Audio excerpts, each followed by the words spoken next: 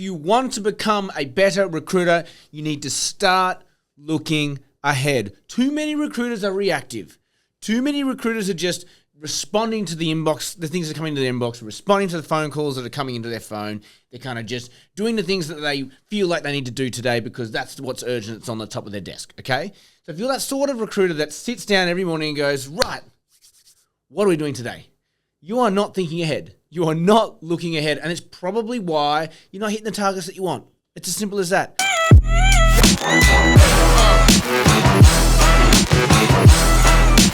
Okay, so start looking ahead. And now you're thinking, great, yes, makes sense. How on earth do I start doing that? Okay, simple tricks you can do. Okay, and the first thing is to proactively do it every day. Every day, sit down for 10 minutes, just 10 minutes, and think, what does the next 30 days look like? What does the next 3 months look like? And actually start thinking about that all the way back to what does the next month look like? What does the next week look like? What does the next couple of days look like? Not just today. Because when you know where you're trying to go and you can break that down into what are the things you need to get done, it then starts to dictate what you need to get done today beyond the urgent matters, beyond the urgent calls that are coming in, beyond the emails that need responding to, beyond the everyday admin stuff that just seems to kind of make you feel like you're ticking things off your list, but you're not actually moving the needle. So when you know where you're going and you can look ahead, it makes the today a lot easier to plan for, okay? But if I bring this down into actual deal making, actual practicalities, right? There's a thing that we call a blood test. I'm sure I've mentioned this thing before. And it is as literal as it sounds. I mean, I'm not literally going to take your take your bloods and test for anything there. But it comes from the doctor's analogy of why do we do a blood test? We do a blood test because we want to see what's happening in the blood, what are the markers, is there anything there that kind of will start to predict what might happen in the future? So, for example, if your cholesterol's high, you're not going to die today, but it might mean that your arteries will start to clog up if we don't do something about it. So we're taking a test today to look for things that might affect us into the future, okay? And so you can do the exact same thing with your deals, right? If you've got anyone on first interview or second interview, you could do a blood test. And that blood test is going through questions that essentially pick holes in that deal. So we're all like, it's not to say we don't want to be positive about the deal. That we can have all the optimism and all the positivity you want, but that ain't going to take a deal across the line sometimes. So sometimes we need to stop and ask the hard questions of where is this thing going to fall apart? Where is this deal going to collapse? And let's start to address that now before we get too far down the line and it's too far gone for us to do anything about it, okay? So it's things like, as the candidate, like if you've got a candidate on first interview and you've got them two interviews, that sounds great, right? Got a candidate, 2-3 options. That sounds great.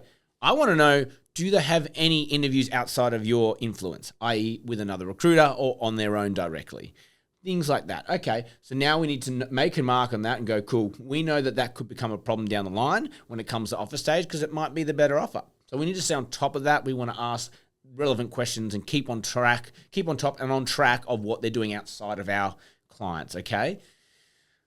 What's another great blood test thing? You know, what is their level of interest? I know this stuff comes out in interview, but keep coming back to like, what's your reasons for leaving? You know, is it still the same? Has anything changed? You know all the questions to ask. Today is not about going through that blood test form, but it's about saying if you want to become a better recruiter, you do have to start looking ahead. So blood testing your candidates is a great way to do it. I also think that once a month, you should really be thinking, am I on course to where I want to be for this quarter and for this next 6 months?